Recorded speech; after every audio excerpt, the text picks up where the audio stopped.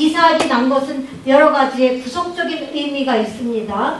그래서 무슨 의미인가 하면은 정화신 때의 초자연적인 방법으로 태어나게 한 거는 특별한 계획이 있다는 거. 제가 아까 탄생한 사람들 얘기 다 했죠? 그 사람들은 보통 사람이 아니야. 한 시대를 변화시켜야 될 중요한 인물들은 특별한 방법으로 특별한 때에 특별하게 태어나게 한다. 이걸 얘기하는 거예요. 이거를. 사무엘도 한나가 못 낳는 여자였는데 낳잖아요. 그러니까 판관 시대를 종식하고 이제 왕정 시대를 세우기 위해서 사무엘이 낳아야 되기 때문에 어려운 방법으로 낳는 겁니다. 예수님도 이제 뭐예요? 구세주를 이제 눈으로 보이는 구세주를 메시아를 보내야 되기 때문에 특별한 방법으로 잉태하고 낳게 하는 겁니다. 지금 이 시대도 끌어갈 특별한 일꾼들은 다른 사람보다 특별한 방법으로 하느님이 양육하세요. 특별한 방법. 믿으셔요? 특별한 방법. 그러니까 한 시대를 변화시키려고 하느님이 하는 사람은 특별한 방법으로 보호하시고 특별한 방법으로 이끌어 주십니다. 그래서 역시 이삭도 역시 마찬가지예요. 이제. 그래서 인간은 그걸 모르고 인간은 비웃죠. 인간은 비웃습니다. 그렇지만 하느님은 그걸 통하여 진짜 웃음으로 바꿔주신다. 그러니까 우리가 믿어지지 않아도 그냥 믿으면 돼요. 믿어지다 보면 믿어지는 믿음을 주셔. 여러분에게 믿어지는 믿음을 달라고 기도하셔야 돼요. 이게 믿어져야 돼. 말씀이. 아무리 내가 믿으려고 해도 안 믿어지거든. 그러니까 주님 믿어지는 믿음을 주시라고 기도하면 믿어지게 해주신다. 아브라함 그랄에 살고 있어요. 헤브론 땅 아니죠? 그랄로 내려갔어요. 그래도 어디 머물러 있어도 중심에 어디가 있어? 헤브론처럼 헤브론. 롯은 어떻게? 롯은 산에 가가지고 거룩한 산에가 있어도 삶은 어디 있어요? 소돔에 있어. 그러니까 우리가 지금 있는 몸담고 있는 곳이 그렇게 좋지 않은 환경이라 할지라도 하느님과 함께하면 거기가 헤브론이에요. 내가 지금 하고 있는 일이 마음에 들지 않아도 주님의 뜻에 맞게 이것을 하고 살려고 그러면 그게 바로 그곳이 바로 헤브론이 될 수 있는 거예요. 지금 여기 아브라함도 몸은 그랄에 있지만 마음 모든 것들은 지금 헤브론 생활을 하고 있는 겁니다. 이제 난지 여드렛만의 4절 시작. 아브라함은 하느님께서 자기에게 명령하신 대로 자기 아들 이삭이 태어난 지 여드렛 만에 할례를 베풀었다. 네. 17장에서 아브라함이 할례 베풀죠. 자기가 할례 받죠. 하느님이 할례 받으라고 얘기했잖아요. 17장이 무슨 계약이에요? 15장은 동물을 이렇게 잘라갖고 바치는 계약이죠. 횃불 계약이잖아요. 그래서 횃불이 동물을 바치니까 가운데를 쫙 잘라갖고 놓으니까 거기에 횃불이 싹 지나가갖고 나와 너와의 계약을 증명해주죠. 그러면서 이제 그들의 그 땅 준다는 것도 다 얘기해요. 하느님이. 그런데 17장도 똑같은 계약인데 무슨 계약이에요? 할례 계약. 네. 그러면서 할례를 받아야지 나는 너의 하느님이 되어주는 겁니다. 그리고 내가 너에게 복을 준다. 약속했어요. 아들도 준다. 그러니까 할례 받아라. 그래서 할례 받았는데 즉시 받고 누구도 받았어요. 13살 먹은 이스마엘도 받고 자기 집에 있는 돈으로 산 종이나 끌어온 종이나 모두가 다 할례 받았어요. 근데 그 인원이 14장에서 보면 318명이죠. 전쟁 칠 때. 소돔하고 전쟁 칠 때 318명. 그러면 14장에서 전쟁 칠 때하고 17장하고 3장 차이야. 아브라함은 항상 헤브론적으로 살아요. 헤브론이 동맹 맺다잖아. 동맹 맺다 친교를 이루다 이런 뜻인데 그렇게 산 사람이니까 아브라함의 종들은 얼마나 더 많아졌겠잖아요. 일사불란하게 다 할례 받고 누워있는 거예요. 누워있어요. 그런데 여기서도 또 어떻게 할례를 자기 아들을 난 지 여드렛 만에 할례를 즉시 주죠. 아브라함은 이런 사람이야. 몸이 그랄에 있는데도 하느님이 하라는 거는 철저하게 하는 거야. 근데 우리 생활이 변화되면 어떻게 돼요? 내가 지금 생활이 바뀌었기 때문에 하느님도 다 이해할 거야. 내가 그전에는 했는데 지금은 바쁘고 지금은 시간이 아니라는 거야, 아니라는 거야. 이거 공부하면서 우리가 그걸 정립해야 돼요.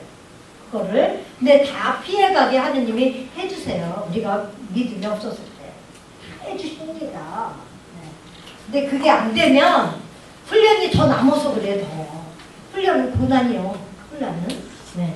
그래서 여드렛 만에 하느님께서 명령하신 대로 했다는 것을 강조하는 것이 여드렛 만에. 할례가 물이라는 단어 쓰는데 무슨 뜻인가?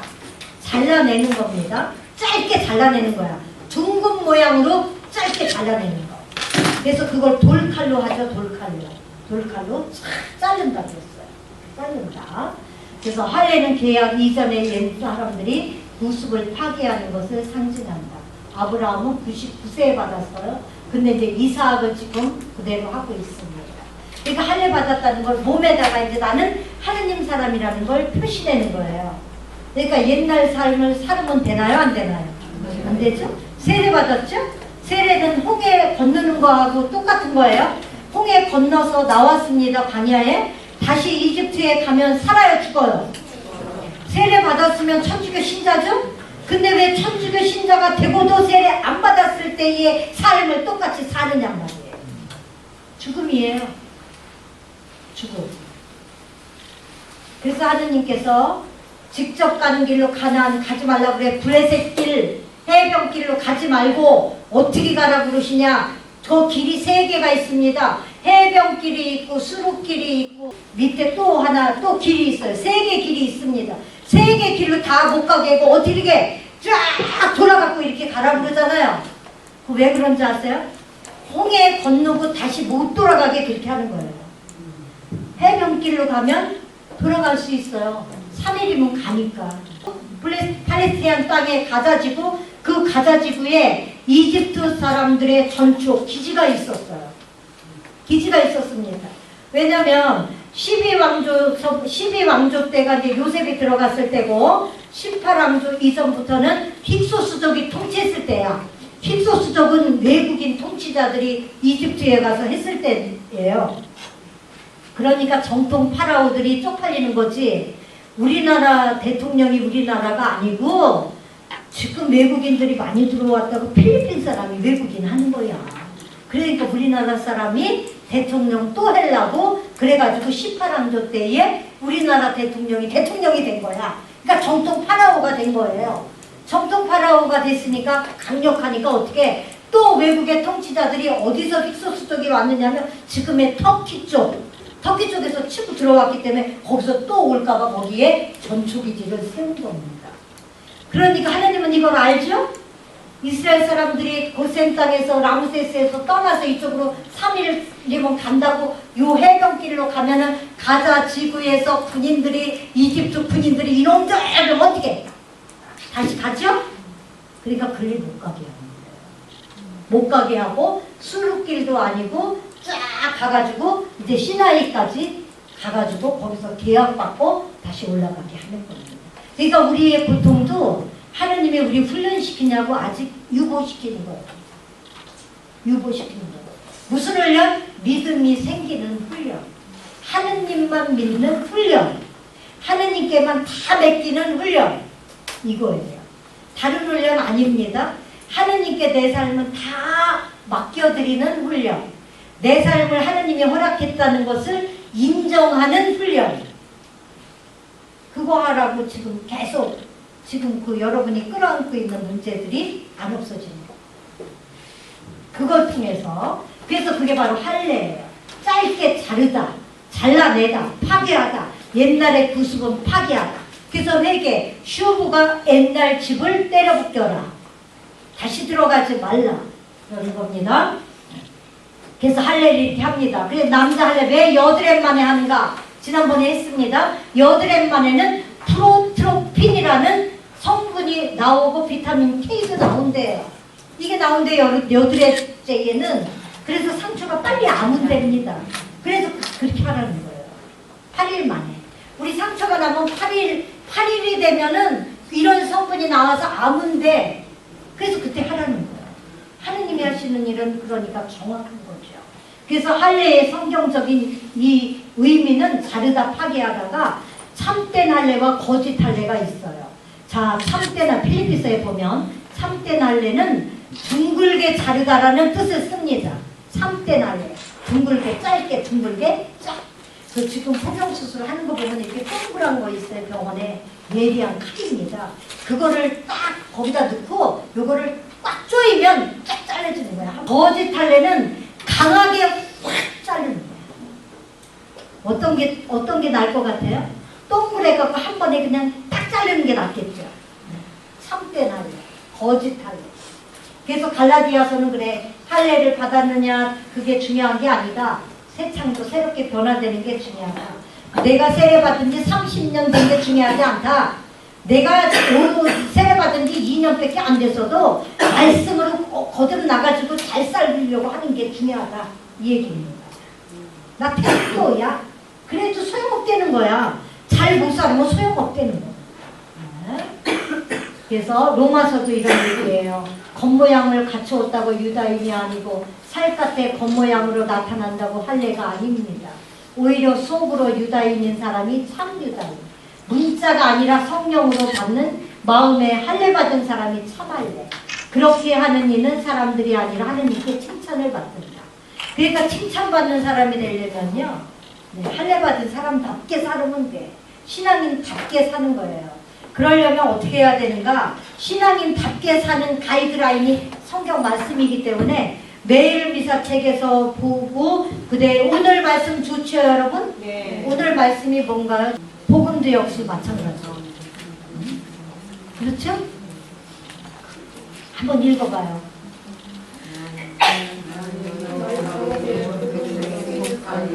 들어봐요. 하느님께 속한 자가 하느님의 성전을 짓게 하라 그랬죠?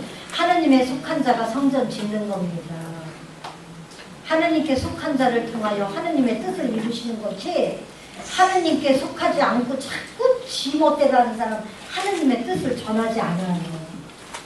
그래서 여기서 그래요. 우리의 세상의 모든 속성을 잘라버리고 마음의 할례를 갖는 것이 바로 할례입니다. 세상 속성을 잘라버리고 우리 마음의 할례를 받는 거예요. 그러려면 말씀대로 사는 것밖에 없어요. 우리 돌비에 새겨진 계명, 십계명이 돌판 2개에다 했습니다. 돌판에 새겨진 십계명을 어디다 새기라고? 마음에 새기라고. 에제키엘 예언자가 얘기합니다. 18장에서 너희 마음의 할례를 받아라. 응? 마음의 할례를 받아라. 이렇게 얘기하고요.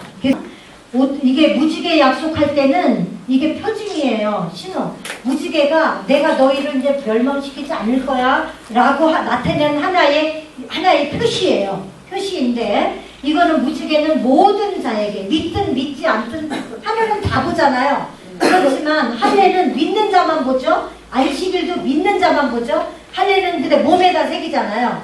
요거는 하느님과 나와의 계약의 표징을 내 몸속에 새기는 겁니다. 요거는 내 시간 속에 새기는 거예요. 안식일은 시간 속에 새기는 겁니다. 이거는 하늘에다 새기는 거예요. 새기는 거, 하느님의 계약을. 그러나 오늘 이 계약의 징표는 계약, 할례는 계약이죠. 할례 계약. 계약의 의미는 4가지가 있습니다. 베리트, 연맹, 연합, 묶다, 자르다, 유래야. 그러니까 하느님과 계약 관계인데 말씀에 따라 살지 않으면 어떻게 한다? 어떻게 해요? 잘라버린다. 이스라엘 사람들에겐 그래요. 너희 이제 잘라버린다. 잘라버리면 어떻게 해? 계약대로 말씀대로 살지 않으면 잘라버려. 상관이 없어요. 하느님하고. 계약의 베리트라는 이 단어는 묶다예요. 근데 묶이는 건데, 말씀에 순종하면 묶이는 건데, 이거를 안 하면 잘라낸다. 이 뜻이에요. 그래서 무지개 계약이죠? 모든 자에게. 할례는 믿는 자에게, 몸에게. 그래서 즉시 했어요. 사도행전에서 이제 이 할례가 사도행전 15장에 가서 유대인하고 우리 그리스도교하고 갈려지게 된 원인이 이 할례 때문입니다. 바오로 사도가 가서 복음을 전했죠. 바오로 사도는 유대인이었잖아요. 근데 유대계 그리스도인들을 개종을 시키는 거야. 유대인들에게 개종을 시키니까 할례 안 받은 사람들이 할례를 또 받아야 되죠. 얘기를 하는 거예요. 가만 생각해보니까 바오로 사도가 할례를 왜 받아? 예수 그리스도를 믿는데 할례 안 받아도 되잖아. 그러니까 사람들이 유대계 그리스도인들이 먼저 할례 받은 사람들이 개종한 사람들이 우리는 받았으니까 쟤들도 받으라고 그래. 이거 바울 사도가 그 문제를 갖고 예루살렘으로 오는 게 사도행전 15장입니다. 그래서 와서 얘기해요. 거기에 보면 베드로 사도 있죠, 야고보 사도 있죠, 요한 사도 있죠. 보고하는 거예요. 그랬더니 거기서 공의회가 1차 공의회가 사도행전 15장이에요. 그래서 공의회를 열어요. 그거하고 갈라디아서 2장 11절하고 똑같은 얘기입니다. 거기에서 그렇게 얘기해요. 할례 안 받아도 된다. 할례 안 받아도 된다. 그러니까 유대인하고 우리 그리스도교하고 정체성이 달라지죠. 그래서 갈려지게 된 원인이 첫 번째가 할례입니다. 이해가 되셨어요? 유대인하고 우리 그리스도교하고 갈려지게 된, 교리가 달라지게 된 게 할례 문제, 할례. 그래서 사도행전 15장에서 즉시 이제 없어져. 창세기 17장에서 즉시 받았던 할례가 사도행전 15장에 가서 즉시 없어져. 오늘날 우리는 할례 안 받잖아요. 그래서 그 대신 이제 물세례 받죠. 그래서 계약계가 또 있어요. 계약계. 이 계약의 표징이 하는, 우리로 얘기하면 감실입니다. 계약계에 성막 질 때 계약계에 만나, 십계명, 아론의 지팡이 이렇게 있어요. 거기에. 네. 이게 바로 계약의 표징이에요. 계약계가. 그래서 이 계약계가 있으면 전쟁에서 이긴다 그래가지고 블레셋 사람들이 뺏어갔잖아. 뺏어갔어요. 판관기 4장에. 그랬더니 이겼어요? 안 이겼어요? 아무리 뺏어가도 그건 부족이 아니에요. 하느님은 뺏어갔는데 졌어요. 그러니까 5고을에 다니면서 계속 그 궤를 옮기는데 계속 재앙이 오죠. 블레셋 5도시에 계속 궤를 옮겨가. 나중에 결국 오죠? 그래서 아미나답의 집에 오잖아요. 아미나답의 집에 와서 20년 섬깁니다. 근데 복을 못 받아요. 근데 나중에 가서 이제 사무엘 하에 가서 6장에 보면 그게 어디가 오베데돔의 집에로 옮겨가죠. 근데 그 사람은 석 달을 모셨는데 복을 엄청 받아. 그게 다시 아이고 내가 모셔야지. 모셔다가 당신이 모시는 거예요, 걔를. 그러니까 봉사를 20년 낸다고 복 받는 게 아니에요. 하나님의 뜻에 맞게 하면 석 달에도 쉬어 치는 거야. 그러니까 마음을 담은 일을 해라. 마음을 담은, 정성을 담은, 하느님을 향하는 이거야지. 내가 좋아가지고 잘난 상관이 없어. 그럼 아미나답이에요. 아미나답. 그래서 십자가가 또 이제 계약의 표징이죠. 대표도 신약으로 넘어와서 예수님 십자가. 인간의 모든 죄를 사하시는 징표로 주시는 겁니다. 그래서 이게 계약의 징표가 4개예요. 중요한 거 잊으시면 안 됩니다. 그래서 그때가 언제냐? 아들을 얻은 때가 5절. 아브라함에게 아들 이삭이 태어났을 때 그의 나이는 몇 살? 100살이다. 왜 또 100살 누구는 몰라? 알지? 1년 있다 난다고 그랬잖아. 못 날 건데 낫다. 이 얘기 또 해놓은 거야. 못 날 건데 낫다. 누가 낳게 해줬느냐? 하느님이 해준 것이다. 얘들아. 이걸 얘기하려고요. 그래서 아내로부터 적자를 얻은 감격적인 마음. 하느님의 약속을 믿고 고향을 떠난 지 25년째 되었는데, 이처럼 하느님의 약속은 비록 더디어 오더라도 그리스도인의 응답의 기간 동안 신앙의 인내를 해야 한다는 것을 우리에게 가르쳐줘요. 로마서 얘기해요. 오지 않아도 기다려야 되는 거예요. 내가 때가 안 됐구나. 저도 기도 응답이 빨리 안 오는 거 있어요. 그러면은 이게 뭐가 내가 하느님을 잘 믿지 않는 뭐가 있구나. 아니면 이거를 허락해주면 내가 잘 못 쓰겠구나. 그래서 안 주시는 거구나. 근데 이제는 확실히 알았죠. 여러분도 확실히 아시기 바라요. 응답 안 해주는 거 조급해할 거 없어요. 내가 아직 그거 해결을 받아가지고 합당하게 처리 못할 정도가 됐기 때문에 아직 안 해주시는 거야. 네. 그러니까 그 때를 기다린다는 거는 그냥 무작정 기다리는 게 아니라 그것을 잘 내가 해결할 수 있도록 주님이 영적으로, 외적으로, 내적으로 처리 능력을 주시라고 기도해야 돼요. 영적으로 성장시켜달라고 기도해야 되는 겁니다. 네. 그러면 해주세요. 사라도 전혀 의심 안 하니까 딱 주시잖아. 아브라함도 전혀 의심 안 하니까 이제 딱 주시잖아. 인내는 단련을 낳고 단련은 희망을 이루기 때문에 안 주시는 거다. 네. 그래서 이제 6절에 보면 6절 사라가 말하였다. 하느님께서 나에게 웃음을 가져다 주셨구나. 이 소식을 듣는 이마다 나한테 기쁘게 웃어주겠지. 아우, 사라는 거 갈대아 우르에서 살 때, 하란에서 살 때, 가나안에서 살 때 얼마나 정말 떳떳하지 못했겠죠. 아들을 못 낳으니까, 애를 못 낳으니까. 네. 엘리사벳도 마찬가지예요.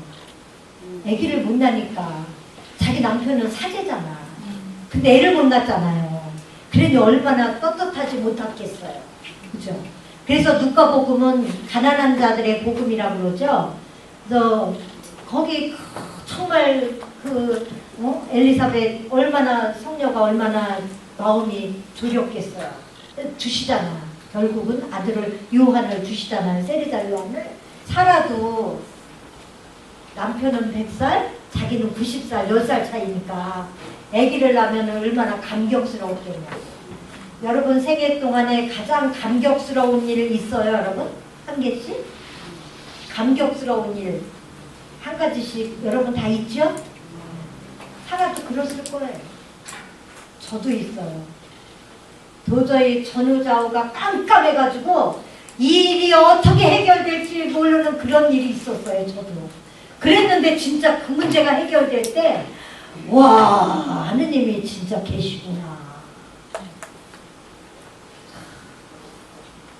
약속의 아들 이삭의 탄생을 기뻐하며 하느님께 감사하는 어머니 사라의 찬송시.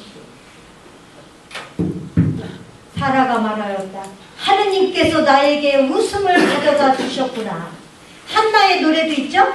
한나의 노래가 마리아의 노래가 된 겁니다. 이 사라의 노래가 한나의 노래가 된 거고 한나의 노래가 마리아의 마니피카시 된 거예요. 나에게 아들을 주셨구나. 나에게 웃음을 주셨구나. 이렇게 고백했어요. 이게 사라의 신앙 고백입니다. 나는 하느님을 비웃었지만 하느님은 정녕 나에게 웃음을 선사해 줬구나. 힘든 거 있는 거 여러분 어려워하지 말아요. 주님이 해결하려고 아무것도 아니야.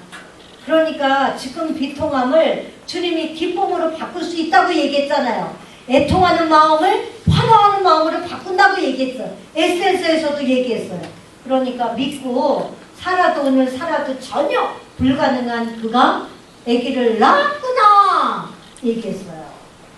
그래서 참된 웃음이란 진정한 기쁨이고 행복입니다. 하느님께서 정말 나에게 진정한 기쁨과 행복을 주셨구나라고 환호하는 거예요. 환호하는 거. 그래서 아까 유빌라 때 한 겁니다. 유빌라 때가 환호하다라는 뜻입니다. 노예가 그 배경이 노예 생활, 그 남북전쟁 당시에 노예들을 똑똑하게 했잖아요. 그러면서 링컨이 남북전쟁 해가지고 노예 해방시켰잖아요. 그래서 그 노예가 해방되면서 하느님께 감사드린 찬양이야. 그게. 그러니까 그냥 이렇게 해가 안 되는 찬양이야. 요빌라 때 이렇게 해도 진짜 뒤집어지게 해도 아깝지 않은 그런 찬양입니다. 누가 아브라함에게 말할 수 있었으랴. 7절입니다. 마지막이죠? 그리고 또 말하였다. 사라가 자식들에게 젖을 먹이리라고 누가 아브라함에게 감히 말하지? 누가 감히 사라가 젖을 먹이리라고 누가 감히 속은섬 누치아가 죽을 자가 살아나가지고 저렇게 펄펄 날아다 누가 감히 믿었느냐. 제가 이제 춘가리 키는 그 사모님이 거기서 아주 농장치 크게 부잣집 사모님이야. 그분이 나 그 신자거든요. 와서 보더니 누구지? 눈을 비볐대. 죽은 줄 알았대. 아팠다고 내가 죽은 줄 알았더니 살아나가지고 믿어지지 않대. 똑같은 사람이 있나? 그랬대. 근데 춤추러 다닐 땐 이뻤잖아요. 날씬하고 이쁘고 멋쟁이였잖아. 근데 그때는 죽도록 이제 아프고 얼굴에 새까맣게 김이 꼈으니까 딴 사람 같잖아. 근데 목소리, 지금도 목소리 듣고 알아요. 제가 너무 많이 살쪄갖고 외형적으로는 잘 몰라본데 휘치 나가면. 근데 목소리 듣고는 알아봐요. 목소리. 그러는데 목소리 듣고 분명히 맞는데 효진이 엄마 맞는데 그랬대. 그래가지고 그때 그러니까 누가 감히 제가 살아나가지고 그렇게 될 줄 누가 알았냐 말이에요. 누가. 지금 그 고백이에요. 누가 감히 사라가 애기 못 난다고 그랬던 사라가 25년이나 저주받았던 여자처럼 남자처럼 그렇게 살았던 그가 애를 낳아가지고 젖을 먹이네? 그 얘기. 사라는 미리 계획하시고 예정하신 가운데 모든 사람이 다 비웃고 불신할 만한 그런 오직 하느님만, 불신을 할 만한데도 불구하고 오직 하느님만 믿고 여기까지 온 거예요. 여기까지. 근데 참는다고 참는 게 아니고 인내한 되는 게 아니고 그냥 저절로 가게 됩니다. 이게 바로 히트알레크의 은혜예요. 그냥 가져요 이렇게. 그리고 그냥 믿어져요. 그냥 겪어져요. 어려움이 와도 그냥 견딜만 해. 하느님의 은혜를 본 거지. 견딜만 해고 누가 뭐라고 그래도 참을만 해 그냥.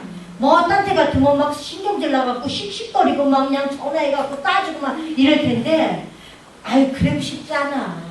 하느님은 다 아는데 뭐 싶으면 그래라. 그리고 기도하는 거지 뭐. 주님 제가 그랬어요. 나 진짜 억울하거든요. 근데 또 내가 잘못한 것도 있어. 잘못했어요. 잘하게 해주세요. 이렇게 해요. 그럼 그냥 견뎌져요. 그리고 시간이 지나면 그게 해결이 돼요. 화해도 되고 알게 되고 네, 이렇게 됩니다. 그러니까 그게 바로 사라와 아브라함에게 덮었던 은혜야. 그 배후에서 조정해 주시는 겁니다. 그래서 하느님만이 우리를 그렇게 해줄 수 있기 때문에 찬양하고 있는 게 바로 여기서 그냥 찬사를 올리잖아요. 하느님께서 웃음을 가져다 주셨구나 이래가면서 누가 감히 아브라함에게 젖을 먹이리라고 생각이나 했겠는가. 성녀라고 알았던 그 여인이 아이를 낳고 젖을 먹이네. 세상에 세상에나. 내가 아브라함에게 아이를 낳아 주었다는 것은 사라의 배후에 계신 하느님 때문입니다. 내가 뒤에 보세요. 마지막 절인데 내가 다같이 시작. 내가 늙은 그에게 아들을 낳아주지 않았는가. 시작. 내가 늙은 그에게 아들을 낳아주지 않았는가. 다시 한번. 내가 늙은 그에게 아들을 낳아주지 않았는가. 내가 사라가 늙은 할 수 없는 모든 기력이 다 날아갖고 없어. 말라 비틀어졌어. 그런데 늙은, 그래서 늙은 쌀을 넣은 거예요 거기다. 늙은 그에게 아들을 낳아주지 않았는가. 그래서 자기도 늙어갖고 못 낳는데 낳아줬다는 거야. 그러니까 누구예요 주체가? 하느님. 그래서 내가 늙은 그에게 아들을 낳아주었구나 하려면 오늘 저녁에 가서 점검을 하세요. 한국 성사 보세요. 그러면 이루어지는 겁니다. 하느님의 원죄 없이 잉태되신 모후, 성모님이 원죄가 없다는 교리예요. 그게 1950년 11월 1일 날 반포됐거든요. 그런데 원죄가 없다는 거야. 여러분 믿으세요? 제가 한번 얘기해드렸잖아. 원죄가 없다는 거는 원죄는 어떤 인간을 막론하고 다 있어. 다 있는데 세례받는 순간에 없어지거든요. 그게 다 사해지는 거예요. 근데 성모님 시절에는 성사가 없잖아요. 없으니까 어떻게? 시간은 하느님이 만들었죠. 하느님이 이제 나중에 예수 그리스도가 오시고 예수 그리스도가 돌아가시고 나서 이제 칠성사가 만들어질 거니까 그 시간을 끌어다가 성모 마리아가 이상한 이제 아주 큰 한 시대에 정말 이제 휙을 긋는 큰 일을 할 뿐 아니에요. 예수를 이제 낳을 뿐 아니야. 그러니까 특별한 일을 하는 거예요. 그 시간을 끌어다가 예수님 돌아가시고 나서 이제 제자들 후에 교회가 세워지면서 칠성사가 세워질 그 시간의 거를 끌어다가 성모님 잉태할 때 원죄가 없게 사해 주신 거야. 시간의 주인이니까. 이게 원죄 없다라는 교리예요. 이해가 되세요? 하느님이 한다고 하는 거지 못해? 주인인데 내가 주인인데? 그렇잖아요. 내가 주인이니까. 그러니까 미리 못한 거 괜찮아. 해도 주님은 끌어다가 다 사해주시고 채워주시고 할 수 있어요. 그러니까 믿으시고 하시기 바랍니다. 그래서 21장 7절까지 사라가 애기 낳는 거는 이제 뭐냐면 교훈이 세 가지가 있습니다. 인간은 하느님 안에서만 자기 다울 수 있습니다. 나다울 수 있어요. 하느님 안에 있어서만이 나다울 수 있어요. 내가 내 마음대로 내 인생을 개척해 나갈 수 있어요? 계획은 있어. 계획은 있어. 내가 지금 직장에서도 인정받고, 내가 지금 봉사자로서도 인정받고, 내가 아내로도 인정받고, 내가 자녀 애들에게 엄마로도 인정받고, 다 인정받 있어. 계획은. 됩니까? 아, 이거 안 돼요. 하느님 안에 있을 때 나다워질 수 있다. 사라가 하느님 안에 있으니까 엄마가 됐죠? 그거예요. 그래서 말씀하신 대로 그대로 이루어집니다. 그래서 사라에게 행하셨어요. 그래서 사라를 돌보셨습니다. 말씀하신 그때에 사라가 아들을 낳았어요. 그래서 사라가 사라다워지는 거예요. 엄마가 되는 거예요. 이제 민족의 어머니 이름 찾았죠, 이제. 이제 민족의 어머니, 이제 얘가 이제 민족의 어머니가 될 거야. 이제 얘로 인해서 이제 아브라함이 이삭을 낳고, 이삭이 야곱을 낳고, 야곱이 12아들을 낳고, 12아들이 이스라엘의 12지파를 낳고, 12지파가 온 세계에 지금 예수 그리스도를 믿는 자들이 되었으니까 그게 이제 되는 거예요. 그래서 말씀을 떠나면 내가 나다워지는 게 다 물거품이 돼버립니다. 그래서 말씀 속에 있을 때만이 나다워지고 나를 지킬 수 있습니다. 내 애기 지키는 것도 마찬가지예요. 내 아들 이삭 지키는 것도 마찬가지예요. 내 사랑하는 내 아들 지키는 거, 내 사업 지키는 거, 내 계획 지키는 거, 내 희망, 꿈 지키는 거 다 하느님 안에 들어갈 때 가능해진다. 이게 첫 번째 교훈. 두 번째, 하느님의 말씀만이 우리의 인생을 행복으로 역전시켜 주실 수 있어요. 아브라함과 사라는 떠날 때 보잘것없는 사람이었어요. 애기도 못 낳고. 근데 이제 진짜 바뀌는 하느님에 의해서 민족의 아버지로 바뀌어지게 되는 겁니다. 민족의 아버지로, 민족의 어머니로. 그래서 저녁에 시편에 보면 이렇게 되어 있습니다.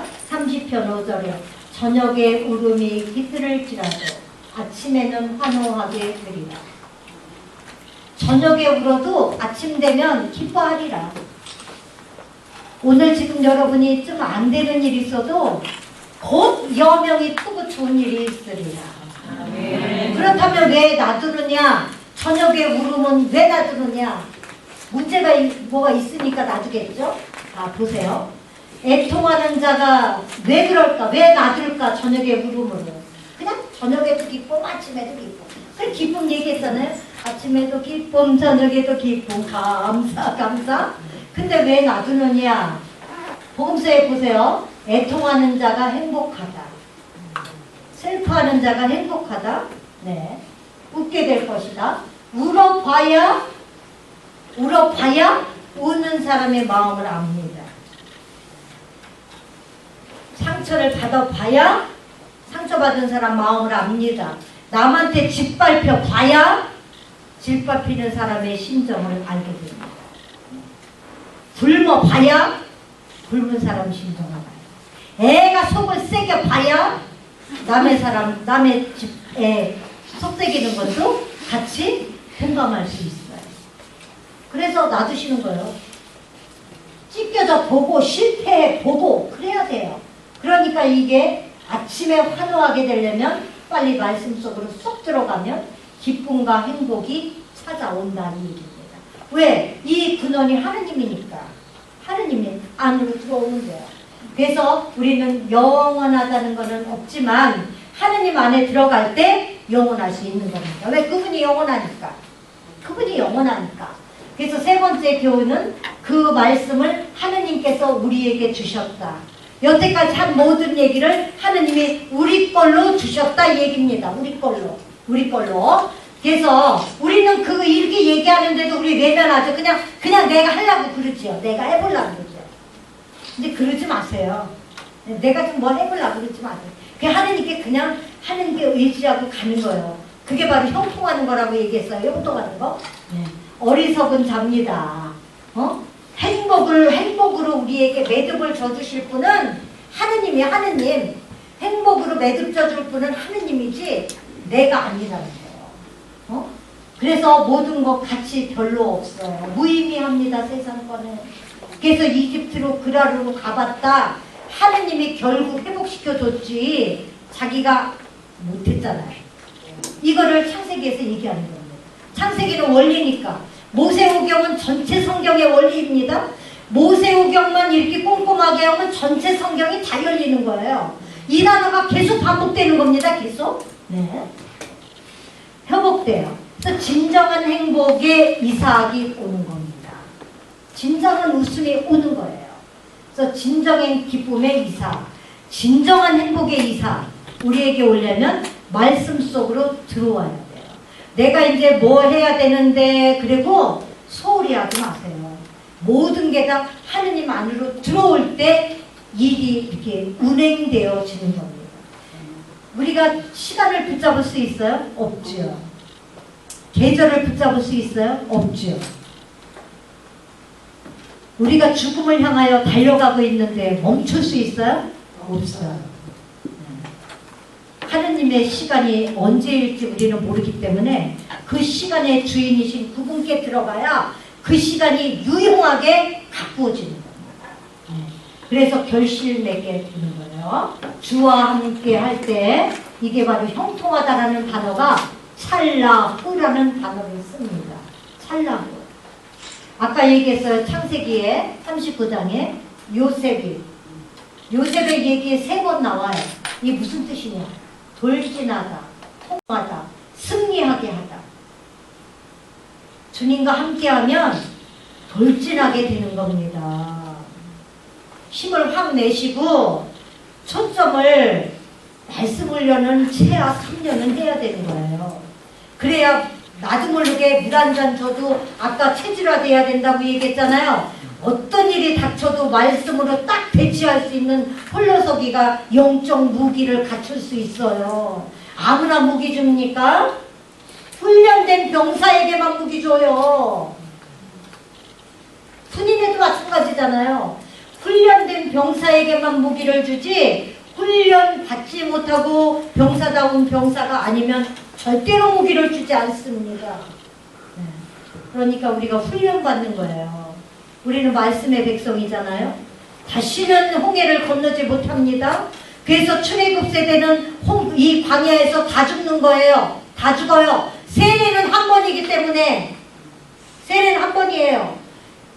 교회를 옮기면은 뭐 또 받을 수 있지만 우리는 개신교 가도 안 받아도 돼. 개신교서 받으면 우리 또 받아야 돼요. 세례는 한 번입니다.